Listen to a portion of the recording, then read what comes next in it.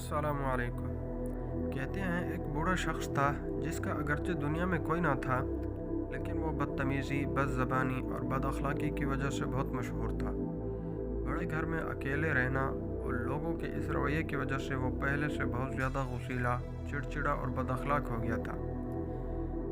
एक दिन एक गरीब बच्चा जो शहर में नया आया था, कूड़ा करकट जमा करता था, उस बूढ़े के घर के सामने से गुजरा। बूढ़ा बाग की सफाई में मसरूफ़ था। बच्चे ने बूढ़े की तरफ निगाह उठाई और बेसाख्ता बूढ़े को देखकर मुस्कुराया और अदब से सलाम किया। बूढ़े शख्स, जिसकी तरफ शायद चंद सालों से किसी ने मुस्कुरा कर ना देखा था, बहुत खुश हुआ। आज बच्चे की मुस्कुराहट का कतरा बूढ़े के बंजर दिल पर आबे हयात बनकर गिरा और उसने बच्चे को बुलाया और मुस्कुराने की वजह दरियाफ्त की तो बच्चा बोला, मेरी माँ ने कहा है कि अगर ज़िंदगी में कामयाब होना चाहते हो तो हमेशा दूसरों को पहला तोहफा मुस्कुराहट का दो। मुस्कुराहट वो जिन्स है जिस पर आपका कोई खर्च नहीं होता, लेकिन इसका मुनाफा बहुत ज़्यादा होता है।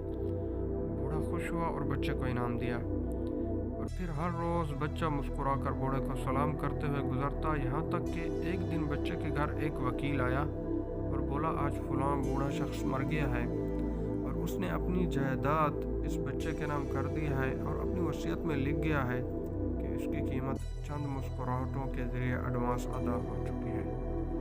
मजबूत तरीन लोग वो होते हैं जो मुश्किल तरीन वक्त में भी मुस्कुराना नहीं भूलते। दिल में गमों का दरिया भी हो तो आँख से एक कतरा भी नहीं निकलता।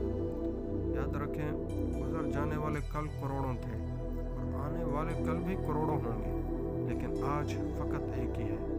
आज मुस्कुराओ और खुश रहो, ये फिर नहीं आएगा।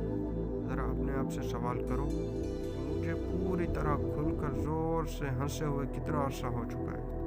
याद रखें, जो हंसने मुस्कुराने के लिए दलील के पीछे रहता है वो कभी मुस्कुरा नहीं सकता। फ़कत एक चीज़ का ख्याल रखना ज़रूरी है कि इंसानों को खुश रखने के लिए अल्लाह को नाराज़ ना किया जाए।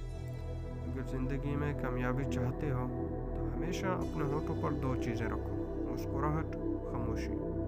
मुस्कुराहट मुश्किलात को ख़त्म करने के लिए, खामोशी मुश्किलात से दूर जाने के लिए।